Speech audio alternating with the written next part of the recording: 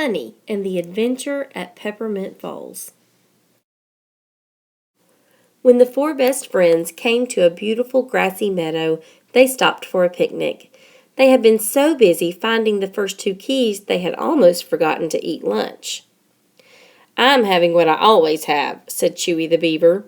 "A peanut butter and jelly sandwich cut in half and a carefully washed carrot for dessert."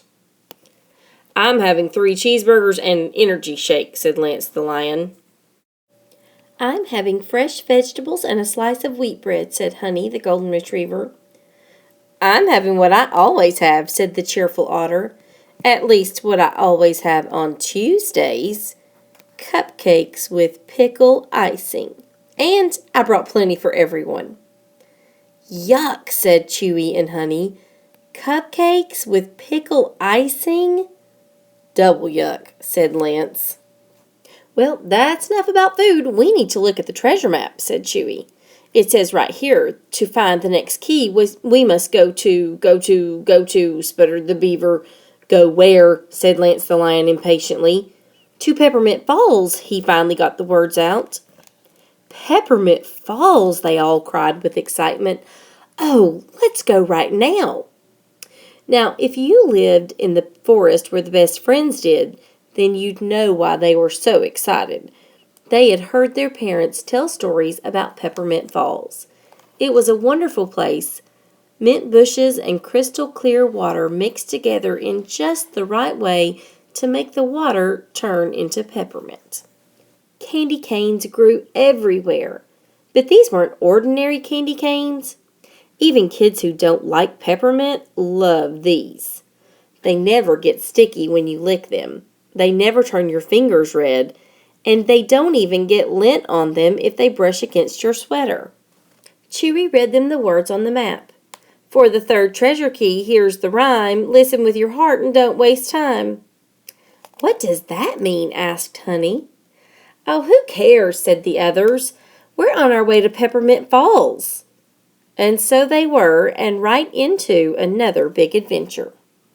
The map showed Peppermint Falls to the north of where they were, and Chewy the Beaver knew exactly how to get there. He had brought along a compass to help find directions. Beavers always carry extra things, a pocket knife, a flashlight, and other things like that, just in case. In no time they were headed north through the forest. As they hiked along, they were thinking of all those candy canes, and that's when it happened. "Help!" said a very small voice, just barely above a whisper. "Help me!" "Stop!" said Honey the Golden Retriever. "Did you hear that?" "Hear what?" said Lance from the front of the group. "I didn't hear anything," said Chewy, who was checking off each landmark as they passed on the map. "I can't hear very well upside down," said Giggles. The Otter was giving her feet a rest by walking on her hands, just for fun. "Well, maybe I was mistaken," said Honey, and the four best friends continued their march. As they got closer to Peppermint Falls, the sound of rushing water became louder. But Honey's sensitive ears heard the small voice a second time. "Help!" cried the voice. "Somebody, please help me!" "Did you hear it that time?" Honey asked, looking around for some sign of trouble. "Hear what?" said Lance. "The waterfall?" "No, someone calling for help," said Honey. "I think you're hearing things," said Giggles. "The sound of the waterfall could be playing tricks on you," said Chewy the Beaver.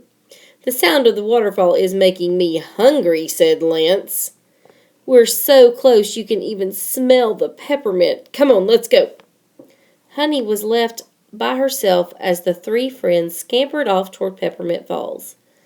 "I just know I heard something," said Honey. But after searching all around and finding nothing, she ran to catch up with her friends. In a few minutes, they got their first look at Peppermint Falls. It was breathtaking. There, shimmering in the sunlight, was a high waterfall with peppermint stripes of pure milk white and bright Christmas red. And right before them, All along the riverbanks grew the yummiest, sweetest, most wonderful candy canes you could imagine.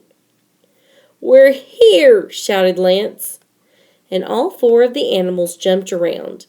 They were almost as excited as if they'd found the treasure tree itself. Soon they were licking, slurping, and even chewing on the best candy they'd ever tasted. That is, all except Honey. She had heard that tiny voice again. "Help me! There isn't much time. Please help me!" "Maybe I am hearing things," said Honey to herself.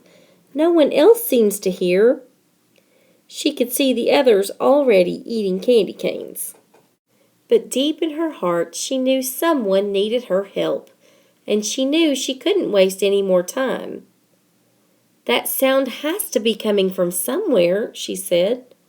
Quickly, she looked under rocks and pushed aside bushes. Finally, she saw a flash of color between two trees. Then she heard that same small voice crying, "Quick, help me! He's coming!" The voice came from a beautiful butterfly who was caught in a very large spider web. And the very large spider had just returned home for some lunch. And butterflies were his favorite meal. The spider was licking his lips at the thought of a butterfly feast when, flash!